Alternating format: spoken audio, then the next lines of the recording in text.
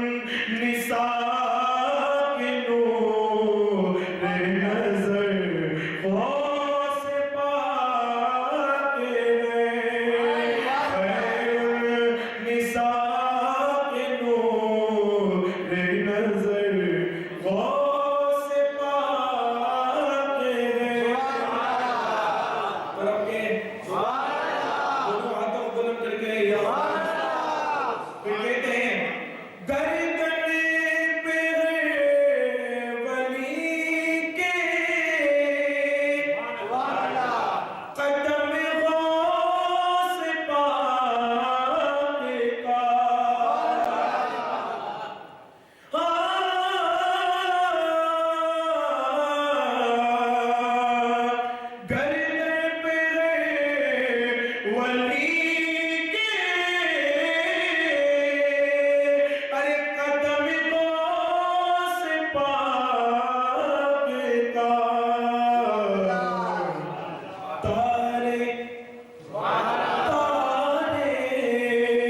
تارے ہے سب ولی تو کمر غوث پاک گئے تارے ہے سب ولی تو کمر غوث پاک گئے اور کہتے ہیں کیا خوب ہے نصیر یہ مصرع امیر کا کیا خوب ہے نصیر یہ مصرع امیر کا اللہ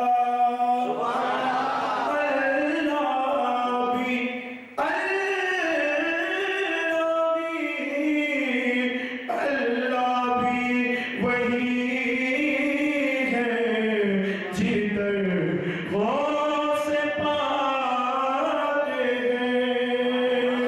اللہ بھی ہے ادھر کہ جدھر غوث پاک ہے محشر میں مغفرت کی خبر غوث پاک ہے میرا ہے سب کچھ میرے اندر غوث پاک ہے ایک مرتبہ جم کے درود پاک کرتا ہے مشرف اللہ سیدنا و مولانا محمد عربی صلی اللہ علیہ وسلم صلاة و سلام علیکہ یا رسول اللہ صلی اللہ علیہ وسلم یہ ہماری الحمدللہ 7ویں محفل جشن غوث اعظم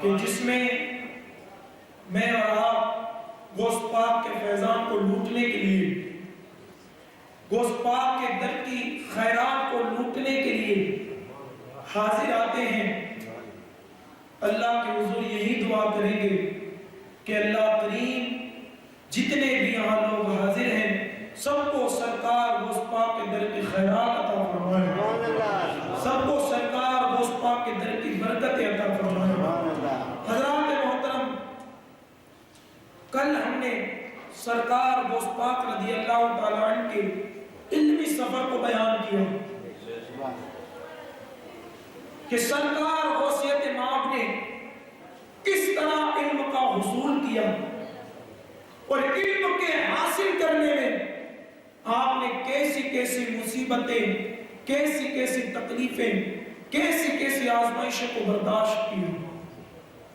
آج انشاءاللہ مولا تعالی ہم سنیں گے کہ سرکار غوث پاک نے جو محنتوں سے سرکار غوث پاک نے جو آزمائشوں کو جھیلتے ہوئے جو تکلیفوں کو جھیلتے ہوئے علم کو حاصل کیا پھر بغداد کی زمین پر اس کی برکتیں اس کی عظمتیں غوث پاک نے کیسی بکھیری ان ساری چیزوں کو انشاءاللہ آج کی گفتگو میں ہم نے سماعت کرنا ہے لیکن سنیں جو میں نے آیت پڑھی اس پر کچھ گفتگو کروں اللہ فرماتا ہے کنتم خیر امت اخرجت للناس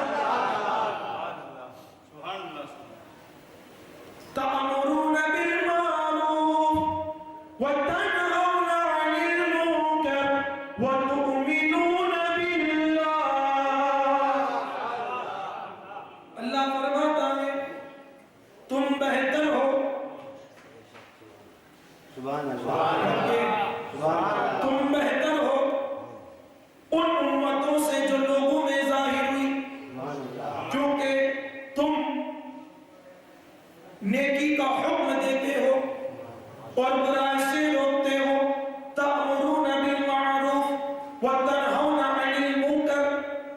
کہ تم اچھی بات کا حکم دیتے ہو اور بری بات سے روکتے ہو.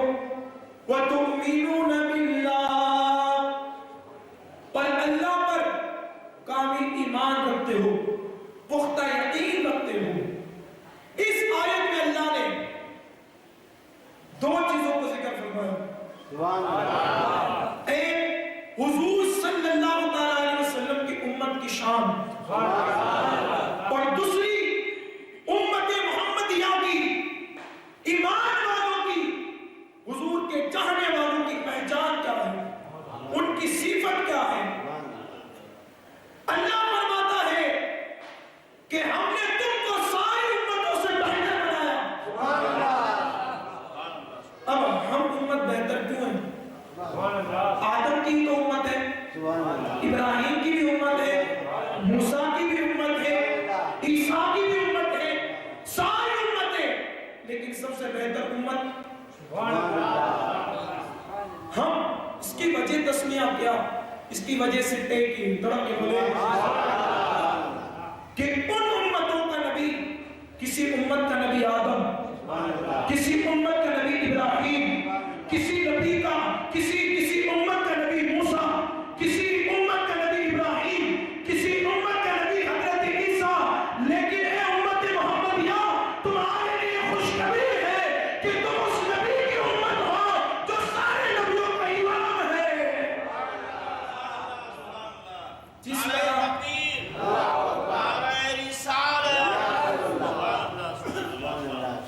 سارے نبیوں کی امام کی ہم امت ہے الحمدللہ. دوسری بات، اور حضور کی امت کی صفت کیا ہے؟ یہ امت سب سے بہتر امت کیوں ہے؟ کیونکہ تأمرون بالمعروف وتنہون عن المنکر، کیونکہ یہ امت اچھائی کا حکم دیتی ہے اور برائی سے روکتی ہے. وتؤمنون باللہ، اور اللہ پر پختہ اور یقین اور ایمان رکھتی ہے. اب آؤ، امر بالمعروف و نہی عن المنکر. اس آیت کے تحت حضور کے ہر امتی، ہر ایمان والے کا یہ فریضہ ہے کہ وہ اچھائی کا حکم دے، بری باتوں سے روکے. اب اس کی فضیلت کیا؟ امر بالمعروف و نہی عن المنکر کرنے کی ذرا دیکھیں. میرے آقا فرماتے ہیں، مطلب کہ ایسے نہیں، حضور کی جب حدیث پاک آئے تو جھوم جانا چاہیے، کیونکہ ہمارے شان والے نبی کی یہ بات ہے. میرے آقا فرماتے ہیں کہ اگر اللہ رب العزت تمہارے ذریعے کسی کو ہدایت عطا فرمائے تو تمہارے لیے یہ سرخ اونٹ سے بھی بہتر ہے. سرخ اونٹ، عرب کی زمین میں سرخ اونٹ کی بڑی قیمت ہے. اس کی بڑی قیمت پر اس کو خریدا جاتا ہے، اور کوئی عام تیرا گیرا نتو کیرا غریب اس اونٹ کو تو خرید ہی نہیں سکتا. جس کو اللہ نے ثروت دی، جس کو اللہ نے دولت دی، وہی سرخ اونٹ کو خرید سکتا ہے. میرے آقا فرماتے کہ اگر تمہارے ذریعے اللہ نے کسی بندے کو ہدایت عطا فرمائی، یہ تو تمہارے لیے یہ چیز سرخ اونٹ سے بھی بہتر ہے. پھر اور آگے دیکھیں، میرے آقا فرماتے ہیں کہ کسی مسلمان کے سامنے مسکرا کر ملنا یہ صدقہ ہے. پھر نیکی کا حکم دینا یہ صدقہ ہے. برائی سے روکنا یہ صدقہ ہے. میرے آقا فرماتے ہیں کہ راہ بھٹکے ہوئے کو راہ دکھانا یہ صدقہ ہے. میرے آقا فرماتے ہیں اندھے کو سیدھی راہ دکھانا یہ صدقہ ہے. راستے سے پتھر کانٹوں کو ہڈیوں کو دور کرنا ہٹانا یہ بھی صدقہ ہے. میرے آقا فرماتے کہ تم اپنی ڈول سے کسی دوسرے مسلمان بھائی کی ڈول کو پانی سے بھر دو یہ بھی صدقہ ہے. پھر حضرت موسیٰ علیہ السلام نے رب کی بارگاہ میں عرض کی، میرے اللہ اس شخص کا بدلہ کیا ہے، اس شخص کا صلہ کیا ہے کہ جو شخص اپنے بھائی کو بلائے اور بلا کر اسے نیکی کا حکم کرے، برائی سے روکے، نیکی کے قریب کرے، برائی سے دور کرے، تو میرے اللہ اس کا صلہ کیا ہے؟ اللہ رب العزت ارشاد فرماتا ہے، میرے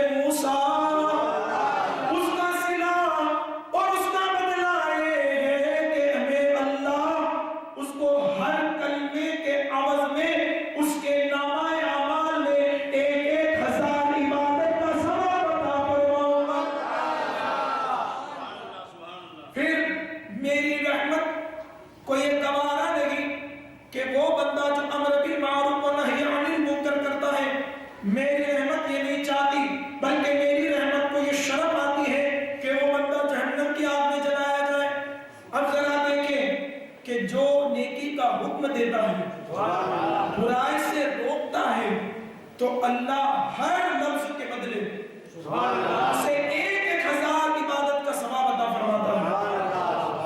اور اللہ کی رحمت کو شرم آتی ہے ایسے بندے کو جہنم میں داخل کرنا. یہ شان ہے کس کی؟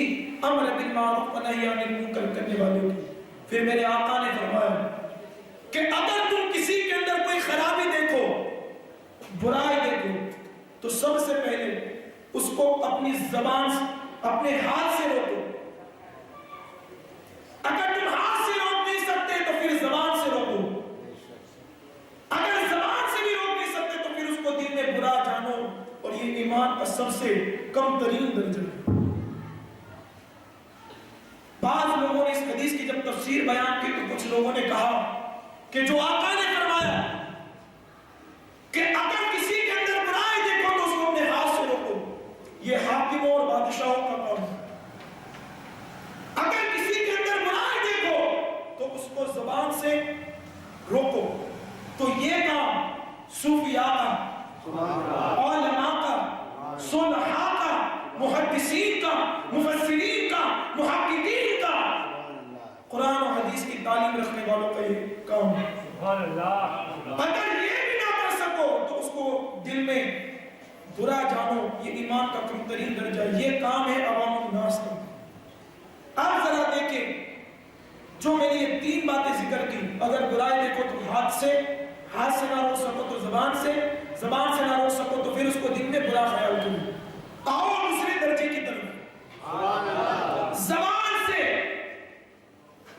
اور زبان سے روکنا ہر برائی سے ہر مسلمان کے لیے کیا ہے؟ فرض ہے، ضروری ہے. اب ہر عام مسلمان کے لیے جب یہ ضروری ہے تو جو اولیاء ہیں، جو صوفیاء ہیں، جو محدثین ہیں، جو محققین ہیں، جو مدبرین ہیں، ان کے لیے تو یہ بہت اہم ضرورت ہے. ان کو تو بس بواقع کو اور کرنا چاہیے. ان کے لیے تو یہ بڑی ذمہ داری ہے. اب ذرا سنیں، سب کے لیے تو یہ ذمہ داری ہے، اولیاء کے لیے بھی ذمہ داری ہے، لیکن جو جتنا بڑا ہوتا ہے، طرف کے بولے سبحان اللہ، اور مچل کے کہے سبحان اللہ، جو جتنا بڑا ہوتا ہے حضرت اس کی ذمہ داری بھی بڑی ہوتی ہے. اب ولی کی بھی یہ ذمہ داری کہ زبان سے روکے. اب ولیوں کا سردار کون ہے؟ شیخ عبد القادر جیلانی. اور وہ کتنا بڑا ہے حضرت شہاب الدین عمر سہروردی رضی اللہ تعالی عنہ فرماتے ہیں کہ ایک مرتبہ میں اپنے چچا کے ساتھ شیخ عبد القادر جیلانی کی زیارت کے لیے گیا ہوا تھا. جیسے میں اپنے چچا کے ساتھ عبد القادر جیلانی کی بارگاہ میں پہنچا، میں نے کیا دیکھا؟ میرے چچا نے سراپا ادب ہو کر، دونوں زانوں ہو کر شیخ عبد القادر جیلانی کی خانقاہ کے اندر بیٹھے، بڑے ادب کے ساتھ بیٹھے رہے، کچھ کلام نہیں کر رہے ہیں، خاموش بیٹھے ہوئے ہیں. جب میرے چچا اور میں خانقاہ شریف سے باہر نکلے، میں نے ہاتھ جوڑ کر کہا، میرے چچا تم عبد القادر کا اتنا احترام کیوں کرتے ہو؟ تم عبد القادر کی اتنی عزت کیوں کرتے ہو؟ تم عبد القادر کی بارگاہ میں اتنے ادب کے ساتھ کیوں بیٹھتے ہو؟ تو حضرت شیخ شہاب الدین سہروردی رضی اللہ تعالیٰ عنہ فرماتے ہیں، میرے چچا نے مجھے کہا، اے میرے بیٹے، میں عبد القادر کا ادب کیوں نہ کروں کہ اللہ نے ہمیں ان کا ادب کرنے کا حکم دیا ہے. اللہ نے ہمیں ان کا ادب کرنے کا حکم دیا ہے. اور ایک پیاری بات بیان کروں، سننا چاہتے ہیں؟ ہمارا پھر کتنا بڑا ہے، ہمارا پھر کتنا لاجواب ہے، ہمارا مرشد کتنا بے مثال ہے. ذرا دیکھیں ہمارے مرشد کی بارگاہ کتنی بڑی بارگاہ ہے کہ جن کی بارگاہ میں فرشتے، انسان جنات نہیں، فرشتے بھی سراپا ادب ہو کر حاضر ہوتے ہیں. جس کے در پر خود اللہ کے فرشتے سراپا ادب ہو کر حاضر ہوتے ہیں، وہ در کتنا بڑا ہوگا. اگر دلیل چاہتے تو یہ بھی بتا دوں، حضرت شیخ شہاب الدین سہروردی رحمۃ اللہ علیہ کے چچا خود کہتے ہیں کہ ایک بزرگ تھے جن کا نام حضرت شیخ موسیٰ رضی اللہ تعالیٰ عنہ جب بھی وہ عبد القادر جیلانی کی بارگاہ میں جاتے سبحان اللہ حضرت شیخ شہاب الدین سہروردی رضی اللہ تعالیٰ عنہ کے چچا کہتے ہیں میرے بیٹے سن ایک شیخ ہے جن کا نام ہے حضرت موسیٰ، وہ جب بھی عبد القادر جیلانی کی بارگاہ میں جاتے ہیں تو عبد القادر جیلانی کی بارگاہ میں سلام ادب ہو کر بیٹھتے، سلام عاجزی ہو کر بیٹھتے، سلام احترام ہو کر بیٹھتے۔ جب حضرت موسیٰ سے کسی نے پوچھا او اللہ کے ولی تم عبد القادر جیلانی کی بارگاہ میں اتنا ادب سے کیوں بیٹھتے ہو، اتنا ادب سے حاضر کیوں ہوتے ہو؟ تو وہ کہنے لگے اور سوال کرنے والے تیرا جواب یہ ہے کہ میں عبد القادر جیلانی کی بارگاہ میں اتنا ادب سے حاضر اس لیے ہوتا ہوں کہ ان کا دربار وہ ہے کہ جن کے دربار میں فرشتے بھی ادب سے حاضری دیتے ہیں۔ جس کے دربار میں فرشتے ادب سے حاضری دیں وہ در کتنا بڑا ہوگا؟ جب در اتنا بڑا ہے تو وہ ذات کتنی بڑی ہوگی؟ کتنی بڑی ہوگی ذات؟ انشاءاللہ ہم نے سننا ہے آگے۔ ابھی تو کمالات غوث اعظم کی طرف ہم پڑھے ہی نہیں، لیکن جس کا مقام فی الآیت کے اندر بے شمار درائج ہیں، لیکن ایک درجہ ایسا ہے کہ جس کا نام ہے وراء الورا۔ سبحان اللہ یہ اللہ نے درجہ کسی کو نہیں عطا فرمایا۔ اگر یہ وراء الورا کا درجہ اگر کسی کو عطا کیا تو آپ کے اور میرے مرشد شیخ عبد القادر جیلانی کو عطا فرمایا۔ پھر غوثیت کبریٰ کا منصب بھی اگر اللہ نے تا قیامت تک جس کے سر پر سجا کر رکھا ہے وہ کوئی اور نہیں، تیرا اور میرا پیر شیخ عبد القادر جیلانی ہے۔ اتنا بڑا پیر، اتنا بڑا مرشد، اتنا بڑا آقا، جب اتنے بڑے ہیں، سبحان اللہ ولیوں کے امام، سبحان اللہ جناتوں کے امام، انسانوں کے امام، قادریوں کے آقا، جب اتنے بڑے ہیں اور آج بھی کسی کو اگر ولایت ملتی ہے تو وہ عبد القادر جیلانی کے قدموں کے صدقے میں ملتی ہے۔ اگر عبد القادر چاہتے تو ولایت عطا کی جاتی ہے، اگر عبد القادر نہ چاہے تو کسی کو ولایت کی بو بھی نہیں ملتی۔ آج غوث پاک کے در کو چھوڑ کر لوگ کہہ رہے ہیں کہ ہم تو ولی ہیں، ہم تو یہ ہیں وہ ہیں۔ میں کہتا ہوں حضرت بعد میں سب کچھ ہو لینا، پہلے غوث پاک کا غلام بن جائے، پھر اگر تو کہے گا کہ میں غوث پاک کے دربار میں مقبول ہوں تو بات سمجھ میں آتی ہے۔ سب کچھ بعد میں بننا، اور ولی اس وقت تک نہیں بنتا جب تک کہ وہ غوث پاک کے در کی غلامی اختیار نہیں کرتا، کیونکہ آج بھی ولایت عطا کرنے کا منصب مصطفیٰ کے صدقے، مولا علی کی عطا سے، سیدہ فاطمہ کی دعا سے، حسن کے کرم سے اگر کسی کو عطا کی گئی ہے تو وہ شیخ عبد القادر جیلانی کو مرتبہ عطا کیا ہے۔ بس یہ میں نے بتا دیا اتنا بڑا، جب ہر مسلمان کی یہ ذمہ داری ہے کہ وہ امر بالمعروف و نہی عن المنکر کرے، تو جو بڑا ہو اس کی تو بڑی ذمہ داری ہے۔ اب سنیں، میں اپنے اصل عنوان کی طرف آنا چاہتا ہوں۔ شیخ عبد القادر جیلانی کے دل میں بھی یہ جذبہ تھا، امر بالمعروف و نہی عن المنکر، لیکن پڑھ رہے ہیں کتنا پڑھو؟ خود کہتے ہیں درست العلم حتی صرت قطبہ، عبد القادر نے اتنا پڑھا کہ میں قطب بن گیا۔ پڑھتے پڑھتے جو قطب بن جائے وہ شیخ عبد القادر جیلانی ہے۔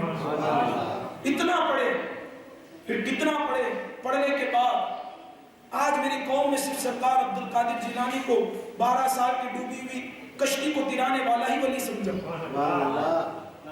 معذرت کے ساتھ صرف مردوں کو زندہ کرنے والا ہی ولی سمجھا، صرف بے گود جس کی گود میں اولاد نہیں اس کو اولاد عطا کرنے والا ہی ولی سمجھا۔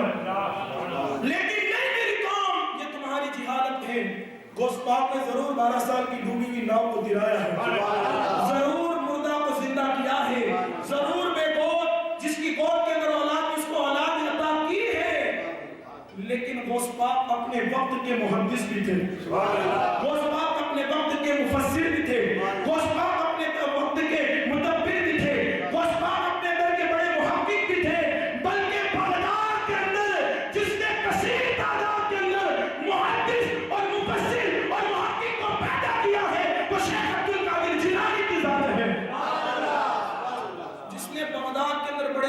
मुहद्दिस को पैदा किया वो शेख अब्दुल कादिर जिलानी।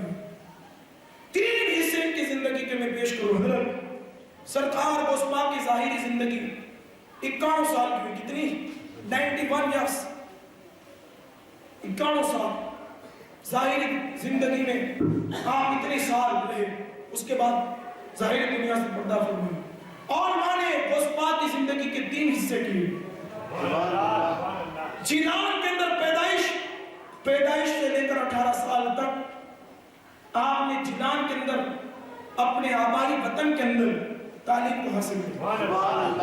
पढ़े गोस्पा की जिंदगी का हर नुक्ता बता रहा है कि पीर कभी जाहिल नहीं हो सकता। और आज जिसको 4 वज़ू के फराइज़ याद नहीं, वो विलायत और पीर होने के काबिल अपने आप को समझता है।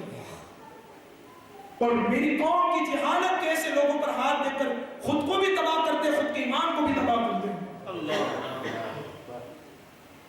तो अपने आप को बचाएं, सही पीर की पहचान करें, उसके दामन से वाबस्ता होने की कोशिश करें। लेकिन अगर पीर नजर ना आए सही, तो आज भी क्यों परेशान होते हो? सिर्फ तसव्वुर बांध लो कि अब्दुल कादिर में आपका मुरीद हो। अरे जिसके नाम से बख्शिशों की कयामत के दिन, फिर मुरीदों की शान को क्या कहेंगे? तो सरकार अब्दुल कादिर जिलानी की जिंदगी के 3 हिस्से, 51 साल की जिंदगी के 3 हिस्से। शहर जिलान में बचपन से लेकर 18 साल, 4 साल की उम्र में तो मदरसे में दाखिल हो गए। पढ़ते रहे और सुना ना, एक ही नशिस्त में जब उस्ताद ने कहा बेटे पढ़ो बिस्मिल्लाह, गोस्पाक में बैठे 18 पारों को सुना हमने ये चीज सुनी। फिर 18 साल के बाद आपने शहर जिलान से, कस्बा जिलान से बगदाद का रुख किया। और बगदाद में आने के बाद आपने तकरीबन 51 साल तक, 51 इयर्स, 51 साल तक आपने तालीम हासिल की। ये बनते हैं 33 साल। 18 साल जिलान में, फिर 33 साल बगदाद में, हुए कितने 51। फिर उसके बाद पढ़ते रहे, फिर 51 के बाद 51 साल तक लोगों को पढ़ाते रहे।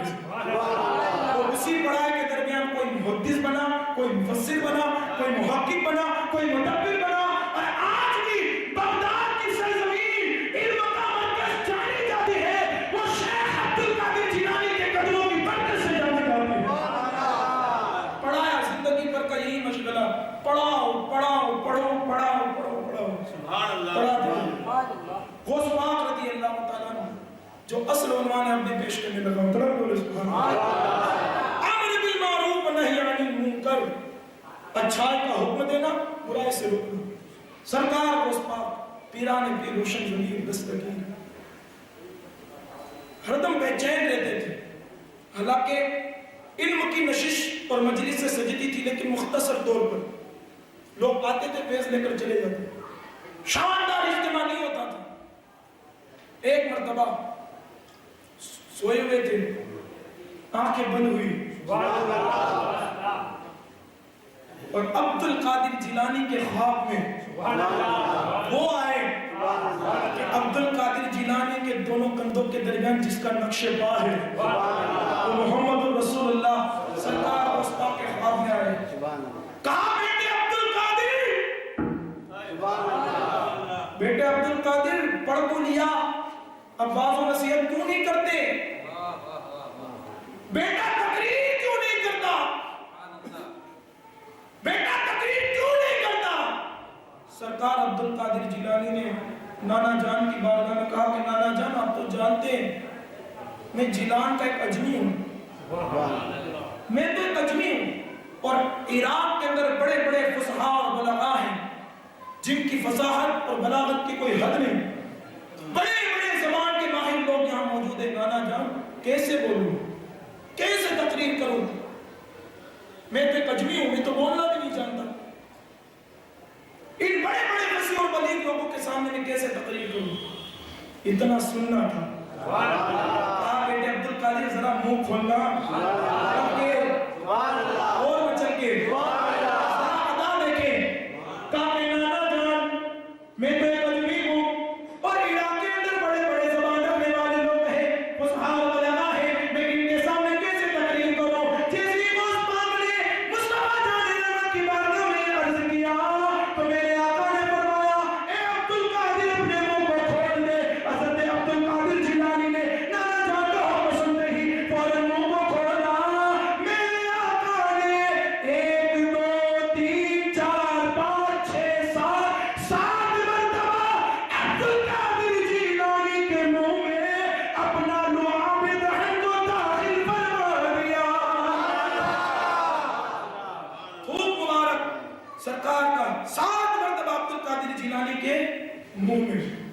थूक की शान क्या है। अगर खारी कुएं में गिर जाए अल्लाह उसको मीठा बना देता है। अगर खुश्क जमीन में गिर जाए अल्लाह वहां सब्ज़ो शादाबी पैदा कर देता है। और वही तो वो थूक था, वही तो वो लुआब दहन था। खैबर का मौका है, सहाबा तमन्ना की नजरों से देख रहे कि मुस्तफा हमें बुलाएंगे, झंडा हमें देंगे। मेरे आका ने मजमे की तरफ देखा और कहा अली कहाँ है, अली कहाँ है। कहा या रसूल अल्लाह उनकी आंखों में कुछ तकलीफ है, उनकी आंखों में कुछ तकलीफ है। कहा कि अली को लेकर आओ। मौला अली आए, सरापा अदब पर खड़े रहे मुस्तफा के बाद। कहा कि अली तुम्हें जाना है खैबर और फतेह करना है। कहा या रसूल अल्लाह मेरी आंखों में तो तकलीफ है, कैसे दूं। कहा बस इतनी बात। मेरे आका ने अपनी लुआब दहन को निकाला, अली के आंख पर लगाया, जैसी लगाना था अल्लाह ने शिफा अता फरमा दी। और अली कहते हैं कि मुस्तफा का जब थूक मुबारक लुआब दहन मुझ अली की आंख पर लगा, पहले तो दिखता था लेकिन वो देखना कुछ और था, लेकिन जैसे मुस्तफा का लुआब दहन लगा अल्लाह ने मेरी निगाहों में और शिफा अता फरमा दी और रोशनी अता फरमा दी। ये थूक मुबारक की शान अब्दुल कादिर जिलानी के मुंह में 7 मरतबा। फिर कहा बेटे अब बोलो। गोया कि जब मुस्तफा का लुआब दहन हजरत गोश्त पाक के शिकम मुबारक में मुंह से होता हुआ दाखिल हुआ तो सरकार गोश्त पाक के सीने के अंदर इल्म की नदियां फूटने लगी, इल्म के समंदर फूटने लगे। मुस्तफा ने फरमाया बेटे अब्दुल कादिर अब फिक्र ना करो, कल से तुम नवाज और नसीहत करना और जो लोग राहे हिदायत से भटके हुए हैं उनको अल्लाह के करीब कर देना। चंद लम्हे गुजरे थे, अभी नाना गए, थोड़ी देर के बाद बाबा आए, चल के बाबा आए। और बाबा भी कौन? मेरे आका फरमाते हैं अना मदीनतुल इल्म व अलीयन बाबुहा, मैं इल्म का शहर और अली उसका दरवाजा है। वो अपनी यूं ना कहूं कि इल्म का शहर गया और उस शहर का दरवाजा आया। इल्म का शहर गया, इल्म का दरवाजा, उस शहर का दरवाजा आया। कहा कि बेटे अब्दुल कादिर मौला अली ख्वाब में आए। कहा कि बेटे अब्दुल कादिर बेटे बाज़ और नसीहत क्यों नहीं करता। कहा कि बाबा जान आप तो जानते हैं मैं अजमी हूं और इराक के अंदर बड़े बड़े फंसे और बलीग लोग रहते हैं, इनके सामने तकरीर कैसे करूं। मौला अली ने कहा बेटे मुंह खोलना, बेटे मुंह खोल। बाबा अली आए, कहा बेटे मुंह खोल। हजरत गौसे आज़म दस्तगीर ने फौरन अपने मुंह को खोल दिया। जिसने मुंह को खोला मौला मुर्तज़ा ने वो शहर इल्म के दरवाजे ने मुस्तफा के प्यारे ने खलीफतुर रसूल ने मौला मुर्तज़ा ने हजरत गौसे आज़म के मुंह के अंदर 6 मरतबा अपने थूक मुबारक को दाखिल फरमा दिया।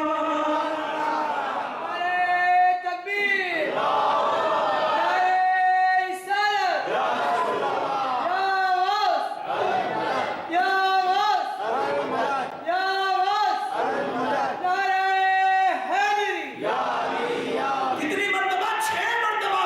और कहा बेटे अब्दुल कादिर अब फिक्र ना कर, टेंशन ना ले, अब बेटे कर तकरीर, कर तकरीर।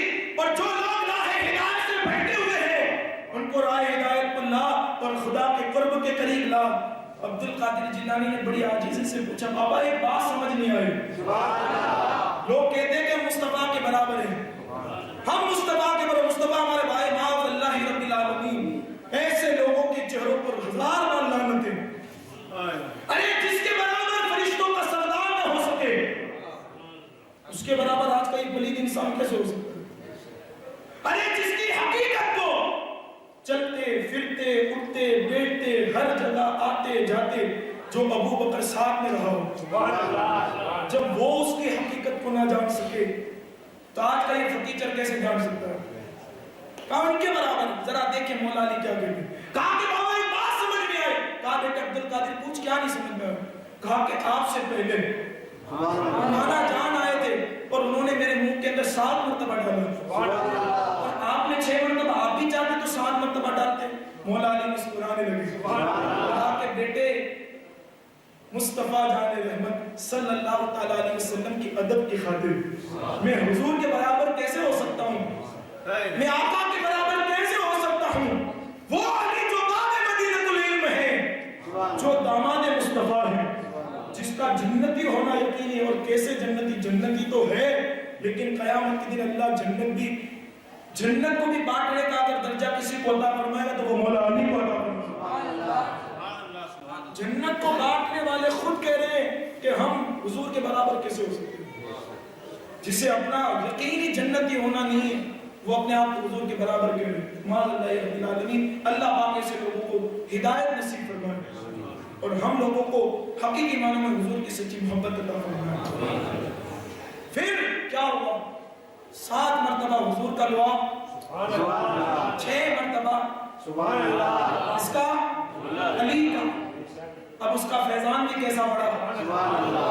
ارے 1400 سال کے بعد جب مصطفیٰ اور علی کے اولاد کے علم کی یہ شان ہے تو خود مصطفیٰ اور علی کا جب لوا میں دہن جب غوث پاک کے حلق میں گیا ہوگا تو وہاں علم کا مقام دیا. پھر غوث اعظم دستگیر کہ بغداد کی جامع مسجد میں منبر سجتی ہے. سبحان اللہ. سارے خطیبوں کا امام، سارے مقرروں کا امام، سارے ولیوں کا امام مسجد پر جلوہ فروز ہوتے ہیں. اور شان بھی کیا خطاب کی، 3 مرتبہ کہتے الحمدللہ الحمدللہ الحمدللہ. کسی نے پوچھا عبد القادر جیلانی 3 مرتبہ الحمدللہ الحمدللہ الحمدللہ کیوں کہتے ہیں؟ میرے مرشد تیری شان پہ قربان. سبحان اللہ. اس پاک فرماتے کہ جب میں پہلی مرتبہ کہتا ہوں الحمدللہ تو کائنات میں جتنے فرشتے ہیں سب میری محفل میں حاضر ہو جاتے ہیں. جب دوسری مرتبہ کہتا ہوں الحمدللہ تو جتنے جنات ہیں سارے میری محفل میں حاضر ہوتے ہیں. اور جب تیسری مرتبہ کہتا تو سارے انسان کی توجہ میری طرف ہو جاتی ہے اور میری محفل میں حاضر ہوتی ہے.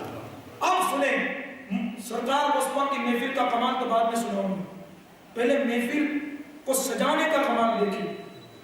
سرکار غوث ہفتے میں 3 مرتبہ محفل کرتے، 3 مرتبہ واعظ و نصیحت کی مجلس ہوتی. لیکن شان کیا ذرا دیکھیں. آج اگر کسی جگہ اجتماع کرنا ہے، پروگرام کرنا ہے، جو بھی کرنا ہے، ہم مہینے پہلے تیاری کرتے ہیں. کیا کرتے ہیں؟ پیمپلیٹ سجائے جائیں، بینر بنائے جائیں. اور آج تو سوشل میڈیا کا زمانہ ہے، لاکھوں کروڑوں لوگوں کے تک یہ پرچے اور بینریں اور خبریں پہنچ جاتی ہیں. اتنے آلات کے ہوتے ہوئے ہم اجتماعات کرتے ہیں. محفل کتنی 1000 2000 5000 6000 زیادہ سے زیادہ 50000. اتنی محنتوں اتنی اسٹرگل کے بعد پرچے چھپاؤ، اتنا عام کرو، ادھر چپکاؤ ادھر چپکاؤ، ادھر بینر لگاؤ، جہاں لوگوں کا اجتماع ہوتا ہو، جہاں لوگ سب سے زیادہ جمع ہوتے ہو وہاں لگاؤ. اور ہمارے یہاں تو لوگ کہاں جمع ہوتے زیادہ؟ چسکی لینے والی جگہ پر. مسلمان کا بھائی میں فری ہو گیا ہوں، بھائی چلو چائے پی لیں. کوئی مسلمان فری ہوتا ہے تو ہم نے یوں نے دیکھا کہ چلو مزید قرآن پڑھ لیں. یہ تصور کب پیدا ہوگا میری قوم کو؟ چائے کی چسکیوں میں ہم نے سب کچھ مٹا دیا، سب کچھ گوا دیا. آج بھی ہوش کے ناخن لو، چائے کی چسکیوں میں کچھ نہیں رکھا ہے، قرآن کی محبت میں سب کچھ رکھا ہے، نماز کی محبت میں سب کچھ رکھا ہے، حضور کی محبت میں سب کچھ رکھا ہے. چائے کی چسکی لینے کے بجائے حضور کی محبت کی چسکی لو، تم دنیا میں بھی عزت پاؤ گے، قیامت کے دن بھی عزت پاؤ گے. چائے کی چسکیوں میں ہم نے سب کچھ گوا دیا.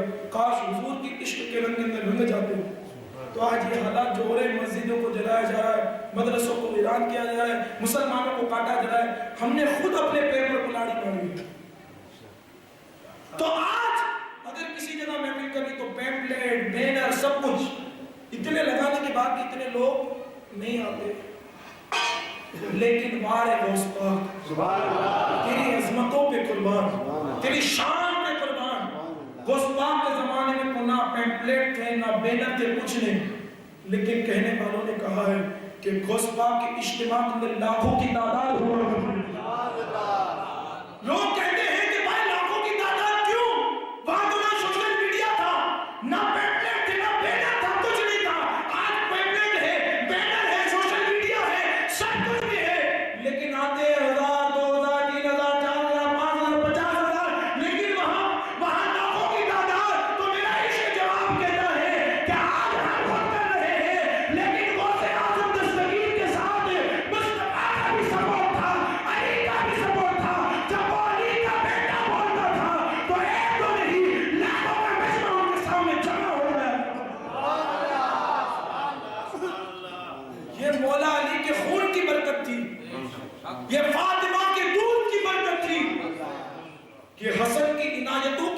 تھی، لاکھوں کی تعداد میں، اور ایک دوسری شان اگر محفل کو سج گئی، چلو لوگ آ گئے، اب مائک سسٹم لگائی جاتی ہے، اگر مقرر صاحب کرسی پر بیٹھے اور اگر مائک سسٹم صحیح نہیں ہے تو آج حالات ایسے ہیں کہ بیچارہ جو سسٹم لے کر آتا ہے اس کو کتنا کچھ بول دیتے ہے کہ نہیں؟ یہ سسٹم کیا ہے کہ بھائی تیرا مائک صحیح نہیں ہے، لوگوں تک میری آواز برابر نہیں پہنچتی، ہمارا بھی مشغلہ ہے، ہم بھی کہتے ہیں۔ پھر یہ تو عالم صاحب جو خطاب کرنے کے لیے ان کی شکایت، پھر جو عوام بیٹھی ہے، اگر بڑا مجمع ہے آگے پیٹی رکھ دی پیچھے نہیں رکھی تو لوگ کہیں بھائی پیچھے والے لوگوں کو تو آواز ہی نہیں آئی، آگے جتنے بیٹھے تھے سب کو آواز آیا، ساؤنڈ سسٹم کی وجہ سے پیچھے والوں کو تو آواز ہی نہیں آیا۔ یہ سسٹم ہے، سوچ ہے، فکر ہے۔ آج اتنی سسٹمیں لگانے کے بعد ہمارا آواز رحیم نگر سے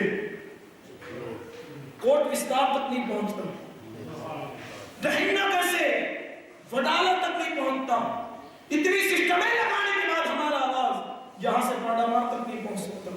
لیکن عبد القادر تیری آواز کی کیا شان ہے، آپ مسند اور بیٹھ کے کہنے والوں نے کہا کہ جب عبد القادر خطاب فرماتے 40 منٹ تک اسے اعظم کا آواز سنائی دیتا، 40 منٹ تک 40 کہا کہ وہ کیسے آج تو آواز نہیں پہنچتا، ذرا سن وہ آواز کے اندر مولا علی کے خون کی برکت تھی، فاطمہ کے دودھ کی برکت تھی، حسن کی اداؤں کی برکت تھی۔ ارے 40 منٹ تو دور جب عبد القادر جیلانی منبر پر خطاب کرتا تھا تو عرش پر جتنے فرشتے ہیں وہ بھی غوث اعظم کے خطاب کو سنا کرتے تھے۔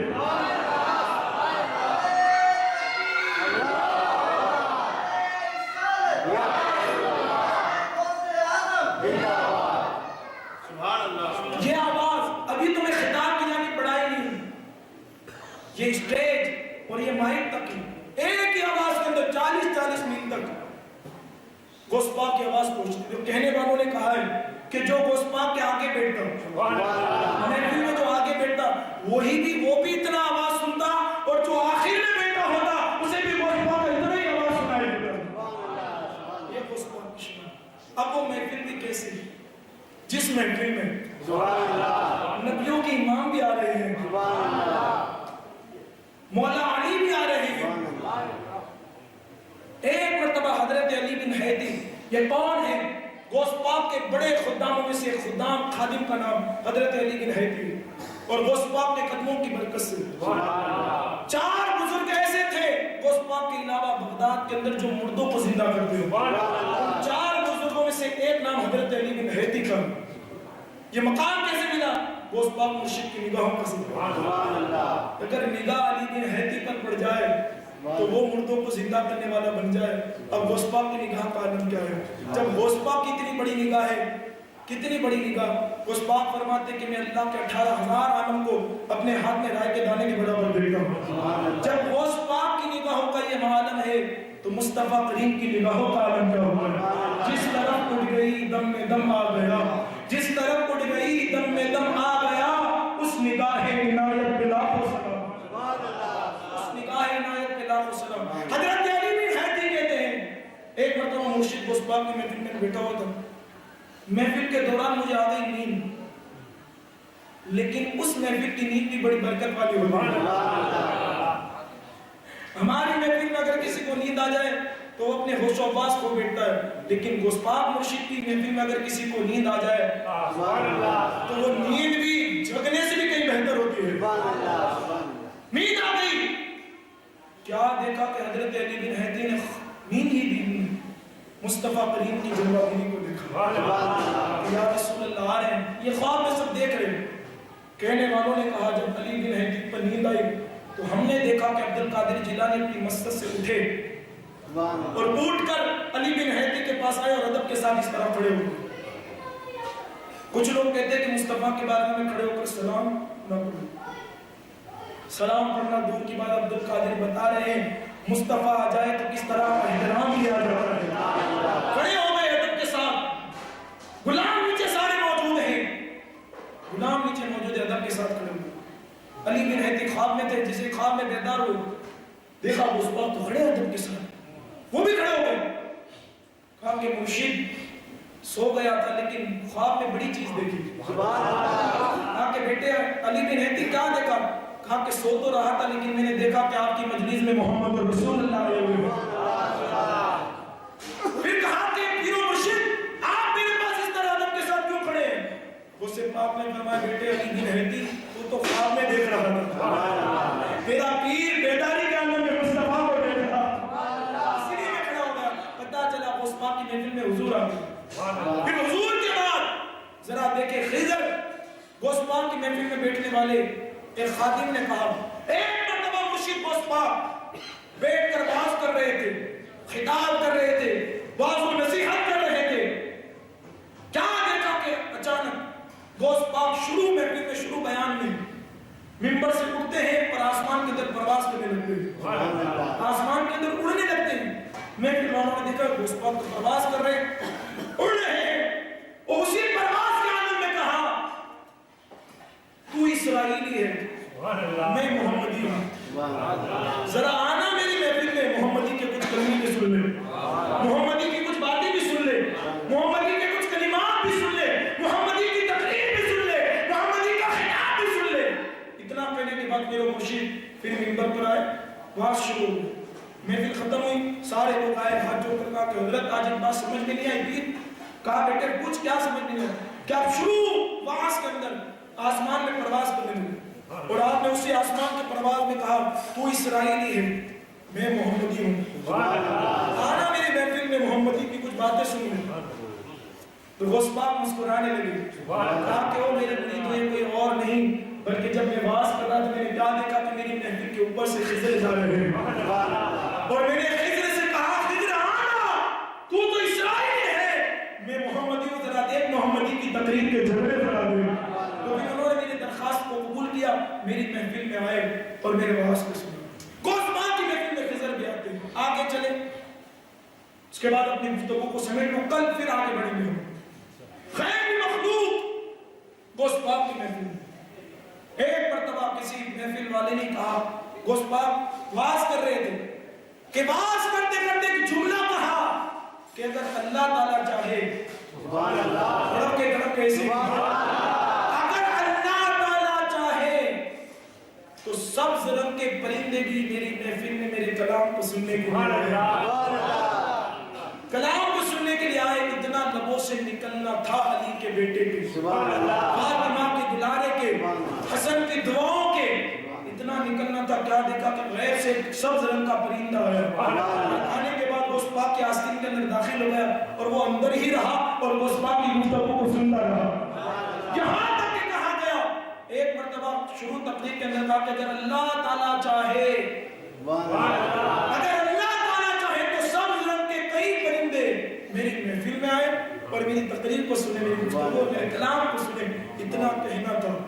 وہ لب بھی کتنے عظیم تھے, وہ کتنے پیارے لب تھے. جب غوث پاک کے لبوں کی شان یہ ہے کہ ایک مرتبہ بات نکلتی نہیں کہ اللہ قبول کرتا ہے. جب لبے غوث اعظم کا مقام یہ ہے, لبے مصطفیٰ کی شان پتلی پتلی گلے قدس کی پتیاں, ان لبوں کی نزاکت پہ لاکھوں سلام.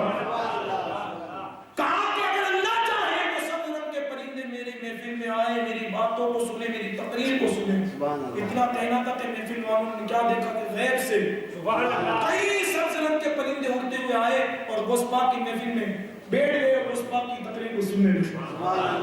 یہاں تک کہ کسی نے کیا خوب کہا کہ ایک مرتبہ سرکار غوث پاک قدرت کے موضوع پر تقریر کر رہے تھے, قدرت کے عنوان پر, اور غوث پاک کی محفل کی شان یہ تھی جو بندہ جس ارادے سے آتا تھا کہ میں اس عنوان پر تقریر سنوں, جب وہ بیٹھتا تھا تو غوث پاک کے لبوں پر اسی عنوان پر تقریر ہوا کرتی.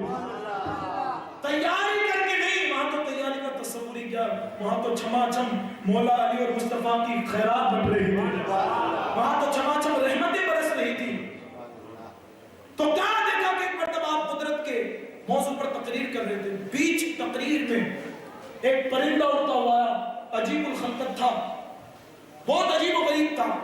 جیسی اڑتا ہوا آیا تو ساری لوگوں کی توجہ اس کی طرف ہوتا ہے نا بھائی کبھی کہ جیسے تقریر ہو رہی ہے اور بیچ اندر کچھ ہو جائے تو لوگوں کی نظر اس طرف ہو جائے. غوث پاک کی محفل سارے لوگوں کی نظر اس طرف. جیسے لوگوں نے اس طرف دیکھا تو غوث پاک جلال میں آئے اور جلال میں آ کر کہا کہ اگر میں چاہوں تو ابھی اس پرندے کے ٹکڑے ٹکڑے ہو جائیں. یہ جملہ کیا نکلنا تھا کہ جلال غوث اعظم کی وجہ سے وہ پرندہ ٹکڑے ٹکڑے ہو کر زمین پر گرتا ہے. پھر جیسے لوگوں نے دیکھا کہ یہ تو تڑپ رہا ہے, لوگوں کو رحم آیا تو غوث پاک بھی بڑے رحیم تھے. پھر ایک نظر ڈالی, اللہ نے اس کو زندگی عطا فرمائی. جلال غوث اعظم بہت بڑی چیز ہے. آج ایک بات پیش کرو, اس کے بعد اپنی گفتگو کو سمیٹیں. جلال غوث اعظم ان پلیدوں سے خصوصی طور پر کہتا ہوں کہ جس کو غوث پاک کی نیاز سے تکلیف ہے, جس کو غوث پاک کے گیارہویں سے تکلیف ہے, جس کو غوث پاک کے ذکر سے تکلیف ہے, سن لے.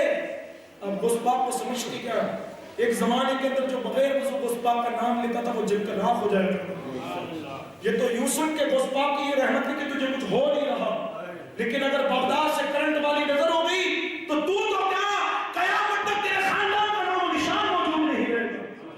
جلال کے ساتھ غوث پاک کی خانقاہ میں صرف بغداد کے لوگ نہیں آتے تھے, بڑے بڑے ملکوں سے بڑے بڑے ابدال اور بڑے بڑے کتب آیا کرتے تھے صرف محفل کو تقریر کو سننے کے لیے. غوث پاک بھی بڑے سخی تھے. سخی کا بیٹا بھی سخی ہوتا ہے, سخی کا بیٹا بھی سخی ہوتا ہے. آؤ درے زہرا پر پھیلائے ہوئے دامن, یہ نسل یہ ہے نسل کریموں کی لجپال گھرانا ہے. میرے کریم سے کر قطرہ کسی نے مانگا, دریا بہا دیے ہیں دربے بہا دیے. غوث پاک کے اور خاندان اور غوث پاک کی سخاوت کے کہنے تو کیا, ارے اتنے سالوں کے بعد جب ان کا بیٹا میرا سے یہ شہادت اتنا دے سکتا ہے تو پھر غوث پاک کا دینا کتنا عظیم ہوگا. ذرا کوئی جولی پھیلا کر تو دیکھا ہے. میں کہتا ہوں کہ اگر بغداد کا فیضان, بغداد کے در کی خیرات اگر اونا والوں حاصل کرنی ہے, چلے جاؤ میرا سید شاہ کے مزار پر, اللہ تمہیں بغداد کی خیرات اسی در پر عطا فرمائے. لیکن ہماری محرومی کہ ہم جاتے نہیں, جانے کی کوشش کی. غوث پاک کا جلال سخاوت تھی بڑی. جتنے بھی مشائخ باہر سے آتے تھے ان کے لیے کھانے کا انتظام ہوتا. مریدوں سے کہا, خادموں سے کہا کہ دسترخوان لگاؤ. دسترخوان لگایا گیا. دسترخوان لگانے کے بعد کھانا ہو گیا موجود.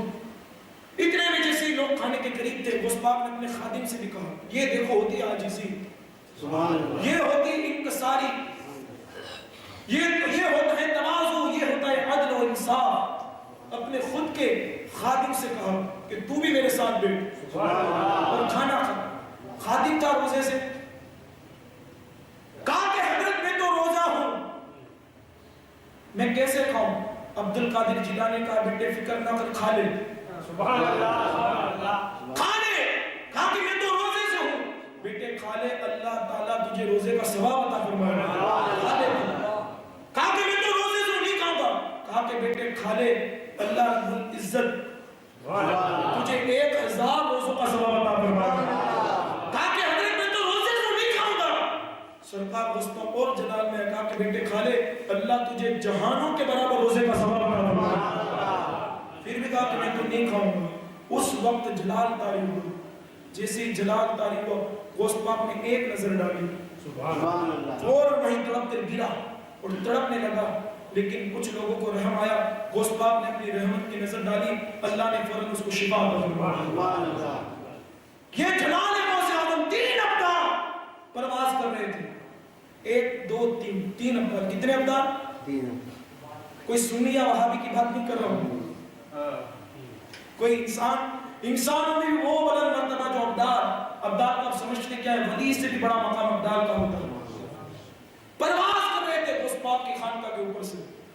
2 نے کہا بھائی سٹاپ, ٹھہر جاؤ, آگے غوث پاک کی خانقاہ ہے, ذرا سنبھل کر, وہاں سے پرواز نہیں کرنا, ورنہ تو جو پر ہیں وہ بھی چلے جائیں گے. 2 ابدال سمجھ گئے کہ بھائی یہاں بے ادبی نہیں.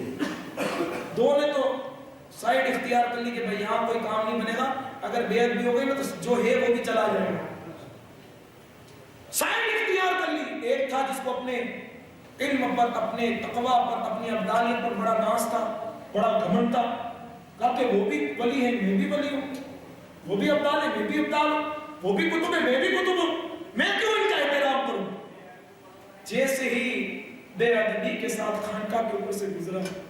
گوشت پاک کی نظر تو بہت دور کی بات ہے، خانقاہ کے اندر اللہ نے اتنا جلال رکھا ہے، اوپر سے کیا گزرنا تھا، اللہ نے فوراً اس کے دونوں پروں کو چھین لیا اور تڑپتا ہوا گوشت پاک کی خانقاہ کے دروازے پر آ کر گر گئے. جیسے گرا تڑپ رہا تھا. اتنے میں حضرت علی بن حیدی گوشت پاک کے خادم آئے، دیکھا کہ گوشت پاک کے دربار پر کوئی تڑپ رہا ہے، کیونکہ یہ درد وہ ہے کہ جہاں جو تڑپتا ہے اس کو شفا عطا کی جاتی ہے، جو روتا ہوا آتا ہے وہ ہنستا ہوا جاتا ہے، جو گنہگار آتا ہے وہ توبہ کے ساتھ جاتا ہے، جو کافر آتا ہے وہ مسلمان بن کر جاتا ہے، غریب آتا ہے سخی بن کر جاتا ہے، امیر بن کر جاتا ہے. یہاں تو کوئی رسوا اور یہاں کوئی تڑپتا نہیں. یہ کون ہے؟ تڑپ رہا. حضرت علی بن حیدی تعجب کے ساتھ خانقاہ میں داخل ہوئے. مرشد ایک بات سمجھ گئے، آپ کی خانقاہ میں جو تڑپتا ہے تم تو اس کو ایک نگاہ سے سدھار دیتے ہو، لیکن باہر میں تڑپ رہا ہے. سرکار گوشت پاک نے کہا میرے علی بن حیدی ذرا اس سے ہی پوچھ کے وہ کیوں تڑپ رہا ہے، ذرا اس سے ہی پوچھ. حضرت علی بن حیدی گئے اور پوچھا کہ بھائی کیا ہوا؟ کہا کہ بڑی بے ادبی ہو گئی کہ میں نے آپ کے مرشد کی خانقاہ کی بے ادبی کی تو اللہ نے مجھ سے سارے کمالات کو چھین لیا. اور یاد رکھیں گوشت پاک کی بارگاہ وہ ہے کہ جہاں اگر کوئی مردود ہو جائے تو گوشت پاک کی نگاہ اس کو مقبول بناتی ہے، اور مقبول کو ان کی نگاہ مردود بناتی ہے. کہا کہ میرے سے بے ادبی ہو گئی.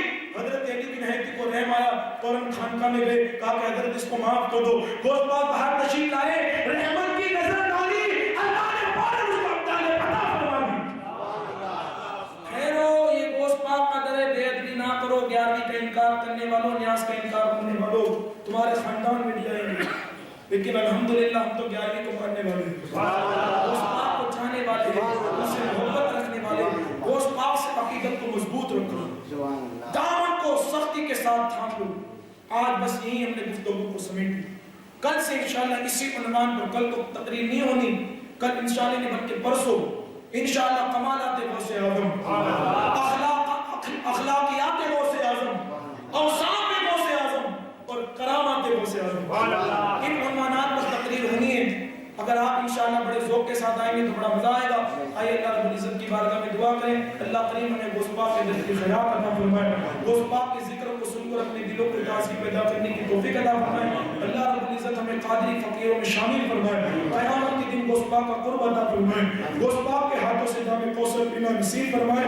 ان سبھی کے دلوں میں اللہ رب العزت 11ویں کی نیاز اور گوشت پاک کا احترام پیدا کرنے کی توفیق عطا فرمائے. ہم سب کو گوشت پاک کے محبوبین کے دیار سے قریب رہنے کی توفیق عطا فرمائے، اولیاء کے مزارات سے قریب رہنے کی توفیق عطا فرمائے، ان مزارات کا خود سے خود ادب کرنے کی توفیق عطا فرمائے. اللہ رب العزت نے ہماری محفلوں کو سرکار گوشت پاک کے سب کے اپنی بارگاہ میں قبول فرمائے. جتنے لوگ یہاں حاضر ہیں اللہ سب کی حاضری کو قبول فرمائے. السلام علیکم.